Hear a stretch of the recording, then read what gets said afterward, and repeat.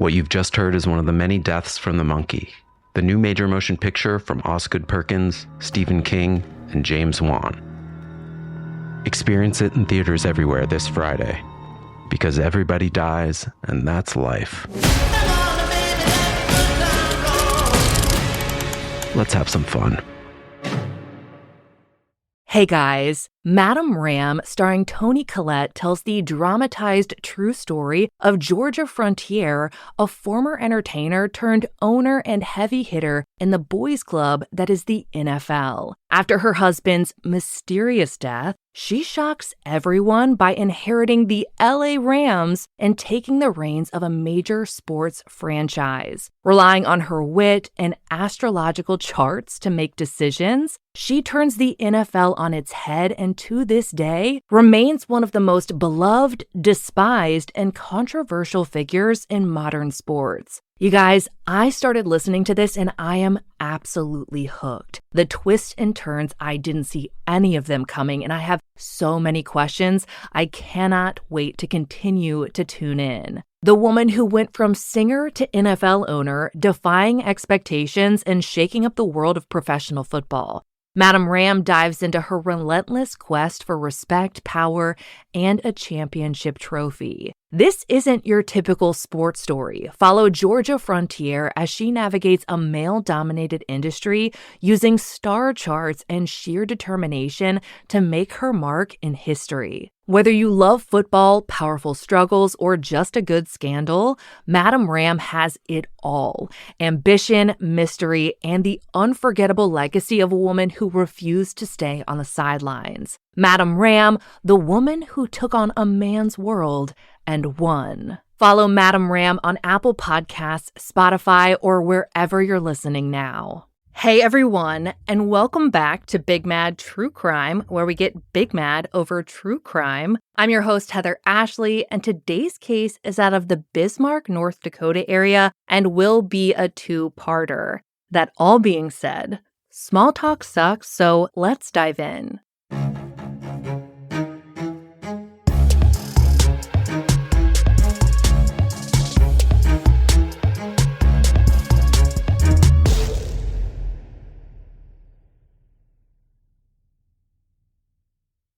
Chad Entzel was this extremely social guy who had a passion for being around people. He was an active, adventurous man who made sure that everyone had a good time whenever he was with them. Chad's sister remembered him as someone with a lot of hobbies, and according to the Bismarck Tribune, he enjoyed racing stock cars, playing golf, shooting darts, and being part of a bowling league. Chad was a regular at Midway Lanes on the Strip on Monday nights. He was a very talented bowler, competing in local, state, and national tournaments, and scoring a perfect game of 300 at least twice. He even had a tinted green bowling ball and finger grips that matched his green stock car. Chad was competitive, but he wasn't a jerk about it. In fact, he loved to help other people improve their skills. An employee at Midway Lanes told the Bismarck Tribune that Chad was often one of the first to congratulate opponents during tournaments and cheer other people up after maybe a little bit of a rough game. In addition to spending time at the bowling alley, though, Chad also coached Little League, something he was absolutely passionate about and loved every second of doing. He was a guiding light for so many of the youth that he worked with. On May 21st, 2016, Chad married Nikki Hines, and she had 2 sons. While he and Nikki didn't go on to have any children together, Chad loved Nikki's sons as if they were his own. On November 15th, 2019, the family moved into a new home, which they were actually renting on 43rd Avenue Northeast, which is located outside of Bismarck city limits. A little over a month later, on December 30th, Chad went to Midway Lanes to bowl just like he did every other Monday night. After he left the bowling alley, he was never seen alive again. The following morning, Nikki called Chad's work and said that he was sick and wouldn't be in that day. The next day was New Year's Day, and Chad was supposed to have the day off, but then on January 2nd, he didn't return to work as scheduled, and no one called him in sick. KXNet reported that coworkers called Chad and Nikki multiple times, but didn't get a reply from either of them. At around 2 p.m., Chad's coworkers went to his house over their lunch break to see if he was okay, and they saw his truck outside but couldn't get any answer from inside the house, so they called police just to make sure. An officer showed up and looked around, but he didn't see anything alarming. The officer and the coworkers left, not realizing that Chad was actually inside the house, but he was dead. At approximately 5:20 p.m., Nikki called 911 from the house to say that she had gone there to check on Chad since no one had been able to get a hold of him all day. Nikki explained to the dispatcher that she wasn't able to check on him until after she had gotten off work. She said that when she opened the door to the house, she found it all smoky inside. She didn't see flames, it was just smoke. She couldn't make it past the door, so she wasn't sure if Chad was indeed inside. According to the 911 call recording, while firefighters and deputies were on their way to the home, the 911 dispatcher asked Nikki when the last time she heard from her husband was. She said it was on December 30th. Nikki then became very dramatic, saying things like, "Please no, oh no, I'm not gonna make it. I just don't want to die," which was super weird because she was outside of the home and completely safe. When firefighters arrived, they entered the home. The garage appeared clear, but there was a haze inside the house. The power was cut off and it was really hot inside. I'm talking between 80 and 90 degrees. Inside the entryway, kitchen, dining area, and bathroom, firefighters found quite a bit of soot, but again, no fire. Firefighters continued searching the house, and they found a closed door to a bedroom at the end of a hallway. Inside that bedroom, it was apparent that a fire had occurred in that room because there was a lot more soot in there than anywhere else in the house. Firefighters searched the room and located a naked body on the floor next to the bed. It was Chad. There was soot on his body and a bloody handprint to the right of his body.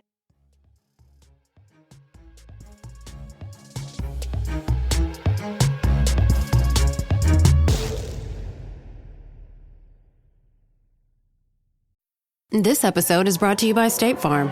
From your morning podcast to your afternoon playlist, State Farm knows you personalize your entire day, and that's why State Farm helps you personalize your insurance with the State Farm Personal Price Plan. It offers coverage options that help protect what you care about most at an affordable price just for you. Like a good neighbor, State Farm is there. Prices vary by state. Options selected by customer. Availability and eligibility may vary.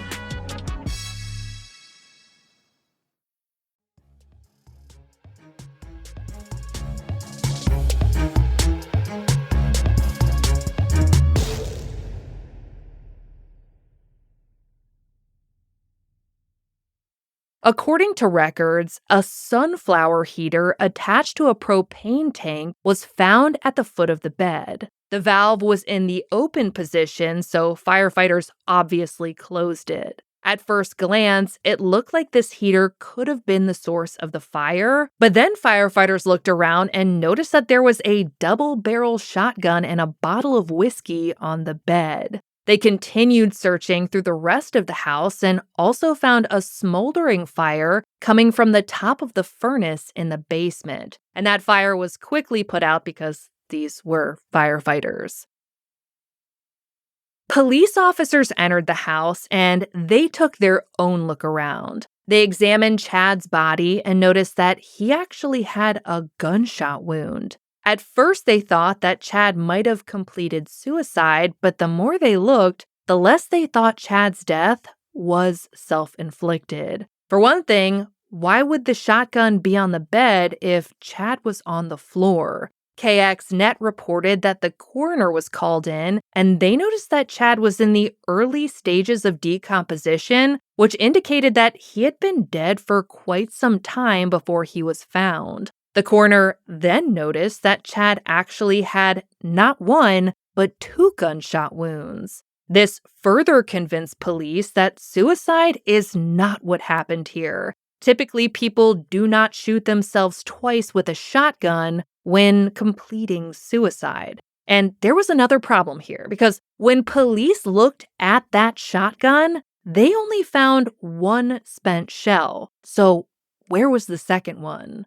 A box of ammunition with 2 shells missing was also found in that bedroom. One of the missing shells was likely the spent shell in the chamber, but the other shell was nowhere to be found. So again, where did that one go? Detectives came in and looked through the house as well. In the bedroom, they checked out the wall at the head of the bed, near where the pillows were located, and found birdshot from a shotgun shell embedded into the wall. This part of the wall also happened to be the most badly burned. All of this evidence was consistent with Chad being shot while he was lying in bed and likely asleep. According to court documents, detectives also noticed visible blood drip trails in the bathroom. They wanted to determine if there was more blood that they couldn't see, so they used Blue Star to reveal areas of possible blood that maybe weren't visible to the naked eye. One of the areas they sprayed was on the floor around the perimeter of the bed. After doing that, a bright blue trail lit up. The trail led from the area of the bed next to the wall, around the foot of the bed, and around to the other side of the bed where Chad's body was found. That evidence suggested that Chad had gotten out of bed after he was shot the first time, then made it to the other side of the bed where he was shot again. While detectives were making discoveries inside, a patrol deputy was interviewing Nikki, and at that point, that deputy had no idea that Chad had been shot. All he knew was that there had been a fire and Chad was deceased. He later recalled that Nikki's demeanor was surprisingly calm during the interview, but changed pretty quickly after she learned that her husband had died. The deputy later said, "I would describe her behavior as erratic. It was 1 minute bright, cheery, happy, not fitting the situation, and then it would be hysterical, forced or pressure breathing, and a kind of high-pitched crying and kind of squealing." According to court records, one of the first things Nikki told the deputy was that there were ongoing issues with the furnace not working in the house. She said that she had made complaints to the owners of the house on December 25th and December 27th. After making the complaints, multiple people had come to the house to try and fix the furnace, but they weren't able to. The issue was not fixed by December 30th, so Nikki and Chad got into an argument over it, and she wound up staying at a hotel. She explained to the deputy that she had medical conditions, including cancers, yes, plural, cancers, and scleroma, and couldn't stay in a cold home, which is why she got the hotel room. She said that while she was in the hotel, her sons were staying with their grandparents out of state, and Chad was staying in the home, aka the one that had just caught fire. Nikki said that she was also staying in the hotel because Chad was an abusive alcoholic. She claimed that he drank 2 cases of whiskey a month and beer on top of that. She said the more he drank, the madder he got, and then he would abuse her in front of the children. Nikki showed the deputy photos of a bruised arm, which she claimed had been caused by Chad. The deputy later said that he felt like the pictures were pulled out almost as if they were prepared, and he was unable to tell any date, time, or who was even in the photos. And I want to pause right here and say that Chad was not abusive towards Nikki or her children. While we do want to believe victims, Nikki is not a victim, and therefore we should not believe a fucking word that comes out of her shitty mouth.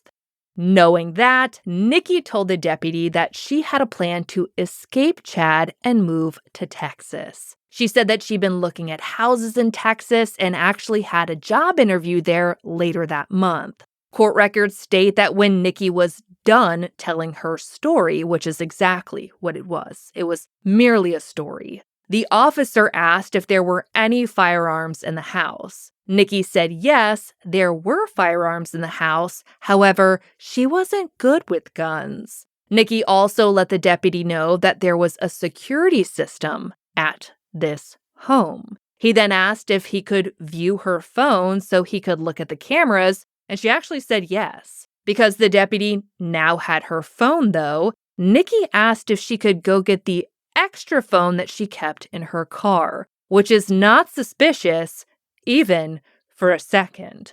The deputy let her get the extra phone and followed Nikki to her car. She then grabbed a box, which was addressed to Earl Howard, which was a name that police didn't know at the time, and she took the extra phone out. The deputy kept Nikki's other phone, which would soon prove to be quite helpful.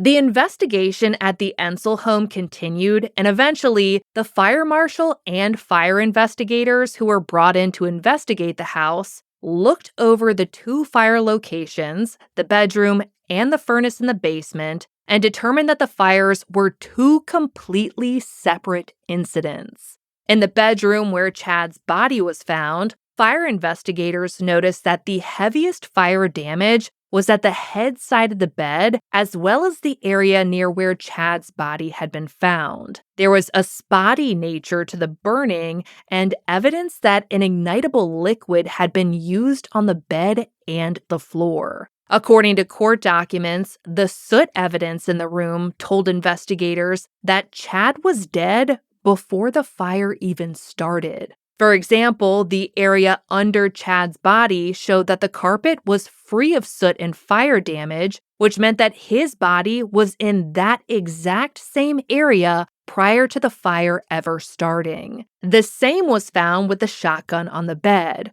When it was moved, there was a perfect shotgun shape showing an area where the soot and fire hadn't touched. When the sunflower propane heater was removed, investigators discovered a series of rings and different layers and densities of soot underneath, and that told investigators that the heater had been moved after the fire started, but before it ended. In the basement where the furnace was located, investigators found more signs that arson had been committed. They noticed that the cover of the furnace appeared to have been taken off and propped up. There was debris on top of the metal housing of the furnace, and in front of the furnace was a piece of a Marlboro cigarette pack, which investigators believe was originally part of the debris from the top of the furnace. The cigarette pack seemed out of place, though, because there weren't any other signs that a smoker lived in the house. They packed that away into the side of their brain while they found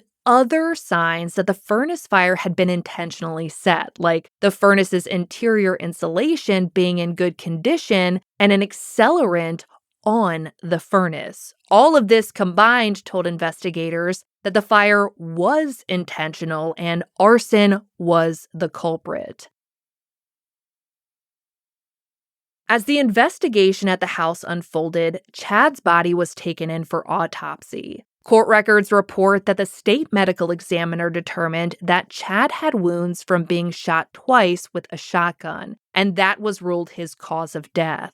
One shot entered the tricep area of the left upper arm, exited the shoulder, and then re-entered the left side of the head. The other shot entered from behind and below the left ear of the back of the neck, entering the base of the skull. The shots were fired from a maximum of only 3 feet away. The autopsy showed that there was no soot present in Chad's windpipe or lungs, which meant that he was dead before the fire was set. This all lined up with what was found in the house. The medical examiner determined that the heat from the fire had accelerated decomposition, but the examiner thought it was possible that Chad had been dead for at least 36 hours and up to a week prior to him being found. The examiner further learned that the blood alcohol content in Chad's body was 0.069, indicating that he hadn't been drinking a bunch, and that directly contradicted Nikki's statement that he drank a lot.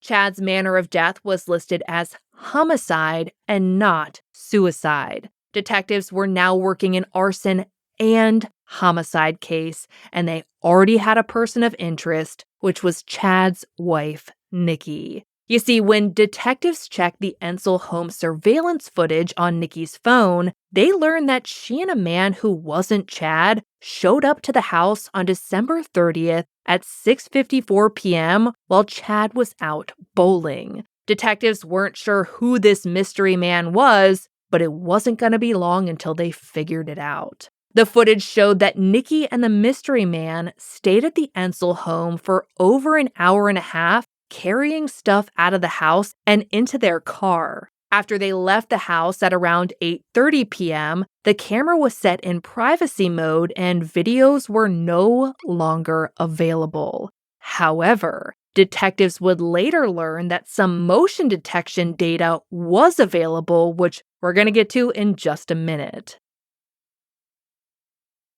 Detectives looked into Nikki's claim that she was staying at a hotel starting on December 30th through the day of Chad's murder. They found that she had been at a hotel. However, she'd been there since December 29th, and she'd been staying in a room registered to Earl Howard, the same Earl Howard whose name was on the box that Nikki's extra phone was in. When detectives looked up a photo of Earl, they realized that he was exactly that mystery man seen in the surveillance footage. They wondered why he and Nikki had been at the Entzel home together on the same evening Chad was last seen alive, and why they were staying in the hotel together, so detectives set out to get some answers to their many questions. When detectives looked into Earl, they learned that he had dual citizenship for the US and Canada. KXNet reported that he lived in Ontario, was married, and had a very clean criminal record. Detectives also learned that Earl and Nikki were having an affair, which began all the way back in February or March of 2019. Based on what they knew so far, detectives were quite suspicious of Nikki and Earl and thought that maybe they were involved in Chad's murder. So, according to court records, they started building a timeline of Nikki and Earl's movements leading up to Chad's death. They were able to put together an extremely detailed timeline using a bunch of different data, including emails, texts, phone calls, home surveillance video, and that motion sensor data, as well as hotel surveillance video. So let's go through all of that now. On December 14th, 2019, around 2 weeks before Chad was last seen alive, Earl emailed Nikki a link to a YouTube video which showed a husband gifting his wife a vehicle for Christmas. When the wife turns the ignition, the vehicle actually explodes and the wife dies. Detectives here wondered if this could have been the beginning of Earl and Nikki's planning into something a lot more sinister. 12 days later, on December 26, Nikki obtained an online quote for renter's insurance. The policy was in the amount of $26,000, which took effect at 12:01 a.m. on December 27th. The renter's insurance listed the owner as only Nikki. Chad's name was nowhere to be seen on the entire policy. Detectives wondered why Nikki would want to get renter's insurance on a home that she was supposedly moving out of because she was leaving Chad. Because remember, she was supposed to be moving to Texas to escape Chad and even had a job lined up because he was abusive, according to her. That same day, however, the day that Nikki purchased the renter's insurance, she used a joint bank account of her and Earl's to pay for the policy. Court records state that at midnight on the next day, so December 27th, the renter's insurance policy officially took effect. That evening, Nikki texted Chad and said that she was at work training, but in reality, she was flying to Minneapolis on a one-way flight to meet up with Earl. The next day, Nikki and Earl shopped in Minneapolis before driving back to Bismarck together. Text messages showed that she told Chad that she was still training at this time. He asked if she had come home the night prior, and she said she did, but only for a little bit because she had to be at training super early the next morning. Chad texted her back saying, "Okay, have a good day." Detectives thought this reply didn't seem like something an abusive husband would say because, in their experience, an abusive husband would have said something more along the lines of, "Where in the actual fuck have you been?"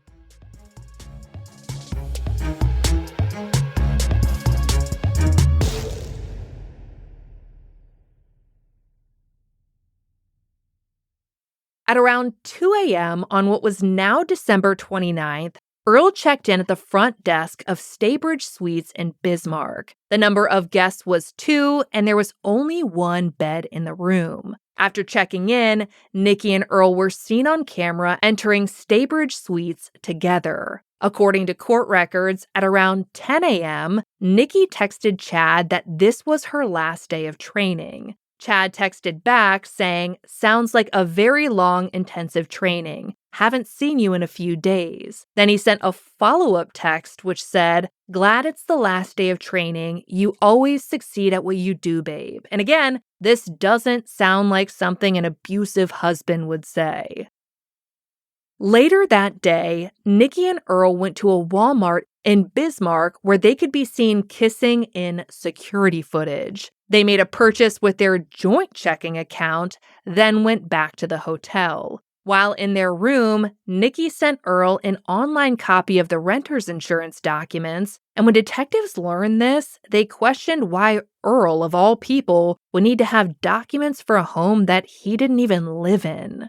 At 6 p.m., Nikki and Earl left and met with Nikki's brother to drop off presents for her sons who were staying with their grandparents. That night, Chad texted Nikki, letting her know that he was going to bed. He didn't ask where she was or anything like that, even though he hadn't seen his wife since the 27th. Court records state that at around 7:20 a.m. the next morning, which was December 30th, Nikki called Chad and they spoke for just under 3 minutes. Not long after they got off the phone, Nikki returned to the Entzel home where Chad was at getting ready for work. Nikki had previously told the deputy that at this time, she and Chad argued about the furnace not working, and she decided to stay at a hotel, which detectives now know was a bull-faced lie.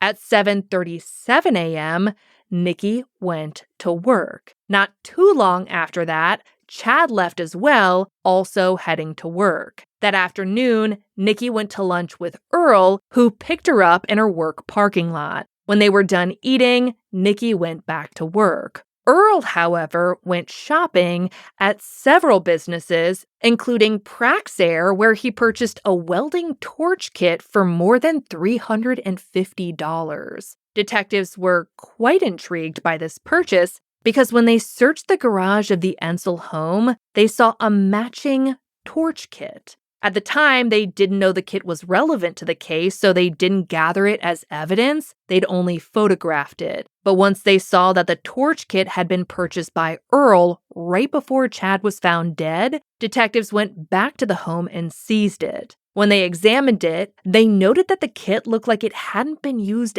at all. Hoping to learn more about the kit, detectives went to Praxair where Earl had bought it. According to court records, detectives learned that when the kit was purchased, the oxygen and acetylene gas tanks, which is highly flammable by the way, were full. But when detectives seized the kit, the tanks were empty. The regulators, which control the flow of the gas through the welding tip, which should only be turned maybe half to 1.5 turns, were all the way open, which would have emptied the tanks. Detectives now wondered if the torch kit had been placed in the garage to try and get the house to explode.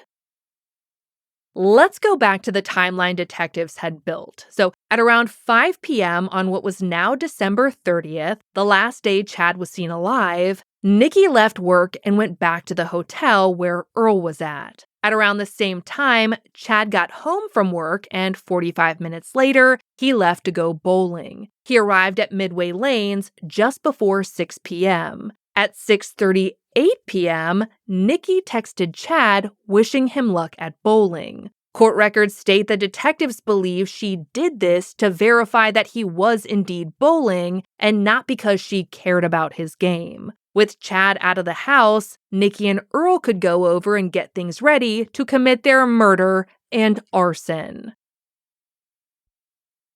After Nikki texted Chad to say good luck, she tried to turn the cameras off, but little did she know, she failed. Nikki and Earl then left Staybridge Suites and went to the Entzel home, arriving at 6:54 p.m.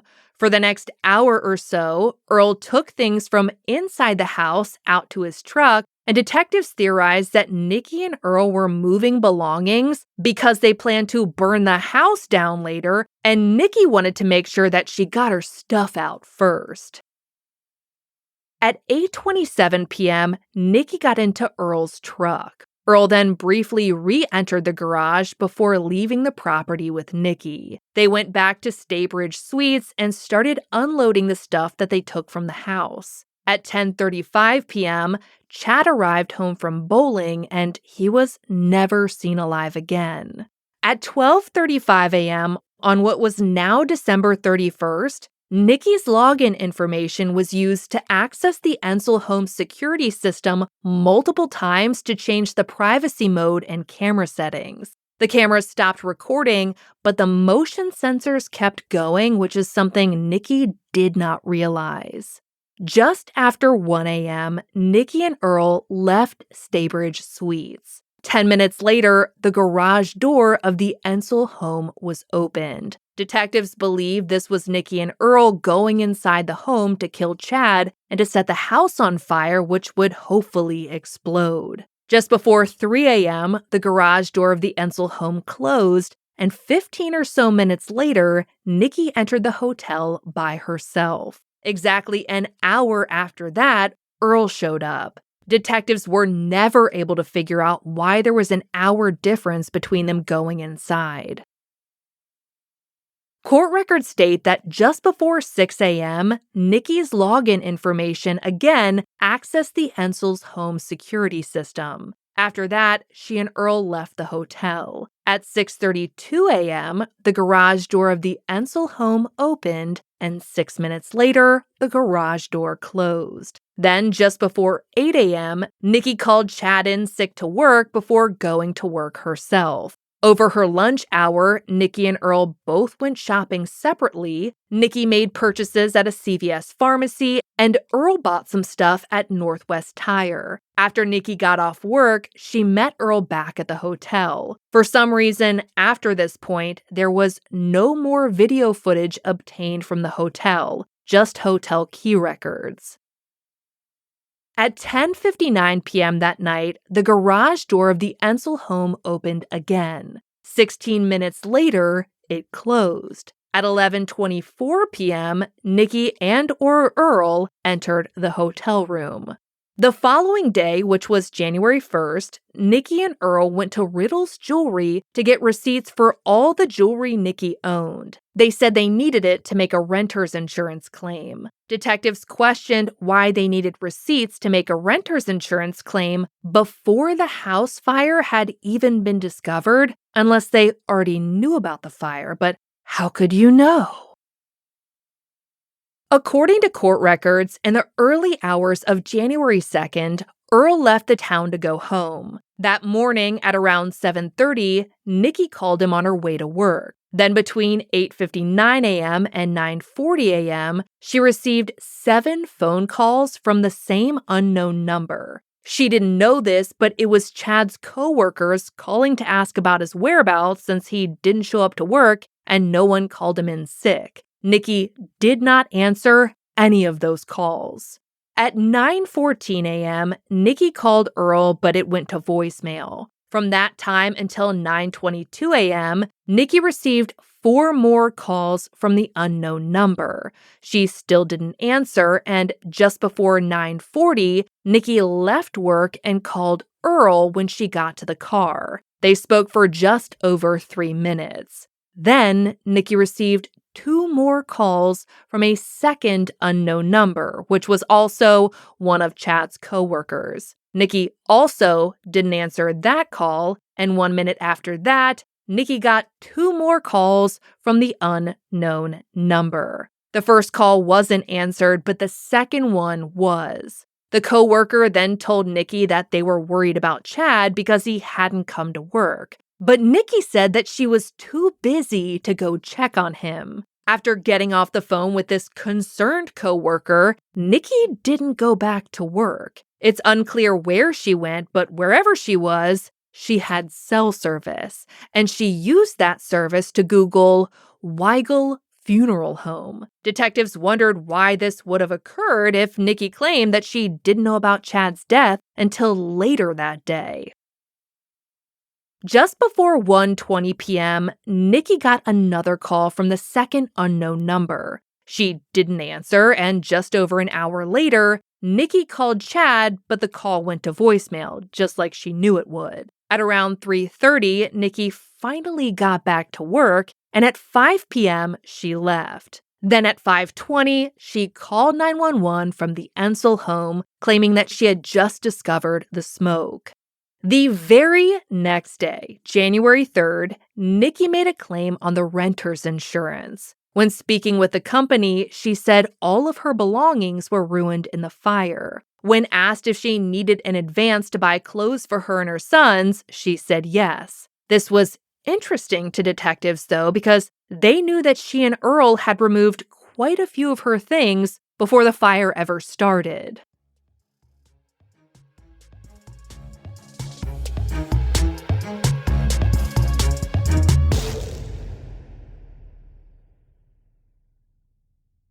Your old or broken phone can let you down, but at Verizon, trade in any old phone from our top brands and get iPhone 16 Pro with Apple Intelligence with a new line on My Plan and iPad and Apple Watch Series 10. After all, you don't want your old phone to die on you when you're lost. Perfect. Or for your broken phone to glitch at the worst possible time. Hey, can I get your number? Oh. Trade in your old phone for a brand new iPhone 16 Pro, iPad, and Apple Watch. Visit Verizon.com today. Additional terms apply. Service plan required for Apple Watch and iPad.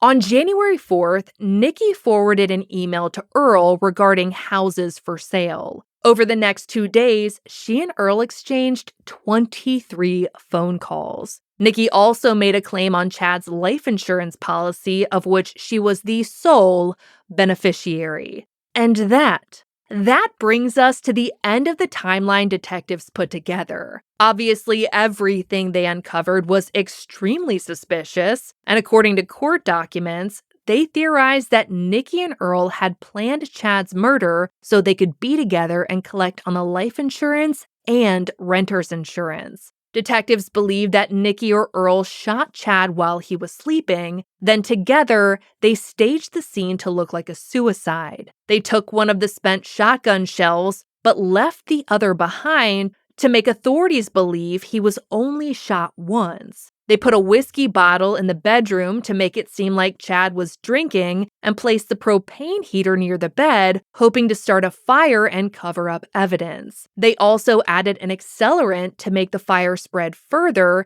and set the torch kit up in the garage, hoping to make it explode. But when Nikki and Earl woke up the following morning, there was no news of a fire or explosion, so they went back to the house at around 6:30 a.m. to start the fire again. That's when they repositioned the propane heater, and later that morning, Nikki called Chad in sick to work to buy themselves some more time. Earl went back to the house that night, but there still wasn't a fire, so he started one on top of the furnace using debris, including his cigarette pack. That finally worked, but only kind of. It was enough of a fire to leave soot throughout the home, but it wasn't enough to cover up the fact that Chad had been murdered in cold blood. As detectives were coming to all of these conclusions, Nikki asked to meet with them for multiple interviews. And during these interviews, she made some wild claims, but unfortunately, all of that is going to have to wait until next week. For photos pertaining to this case, check out Chad's highlight at the top of my Instagram profile at @TheHeatherAshley, and join me on the first Monday of every month at 2 p.m. Eastern, where you go live with me and we talk about today's case and all other true crime cases on your mind. To get access to ad-free and bonus episodes, subscribe to our Apple Premium or head over to our Patreon at patreon.com/BigMadTrueCrime, where for just $2 whole a month, your episodes are totally ad-free. If you love the podcast, feel free to leave a review. It makes my day every single time. And if you have a case that you'd like to hear covered, please share it with Big Mad True Crime on social media, because all cases are covered by listener request. I'll be bringing you part 2 next week, and I cannot wait. But until then, we out.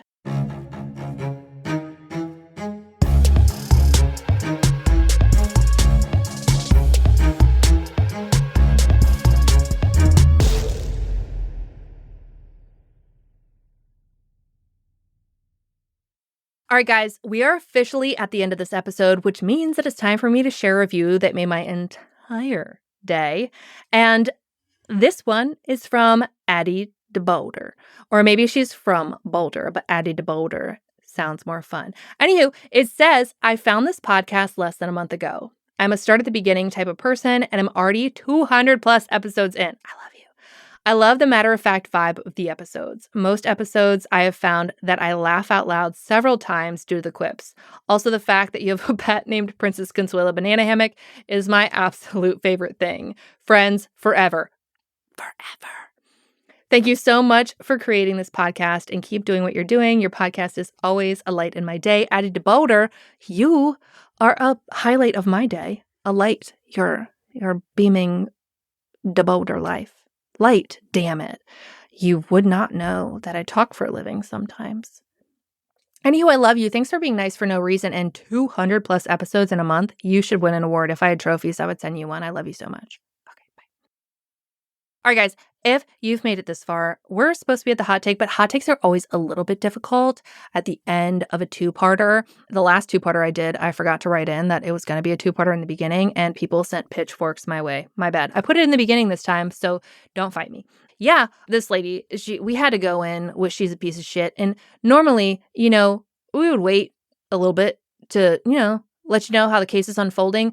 But, as somebody who survived domestic violence, I fucking cannot stand when people fucking make it up, because that's why people like us in the past, my past, but people who are living it now aren't believed. So we had to throw it out there that she's a fucking piece of shit. Facts. Also, Earl's a stupid name. Earl sounds like he's up to some criminal shit. They wrote a country song about that. Yeah, he's a bad guy. She's a bad lady. We're going to get to more in a second. I'm actually going to record part 2 right now. And so I can't tell you what's about to happen. I can't. I wish I could, but I can't. Also, you don't want me to. But yeah, just very stupid criminals. And I love that for them. And I love that for justice. It makes it a lot easier. But it is painful to know that people like this are out, breathing air and eating chicken and having hobbies. It's fucking infuriating. That's why we get mad, obviously. Big mad. Oh, yeah. Yeah, that's why we named it that, because it's fucking infuriating. Anywho, I love you guys. I'll talk to you soon. I'm going to record part 2. Okay, love you. Bye.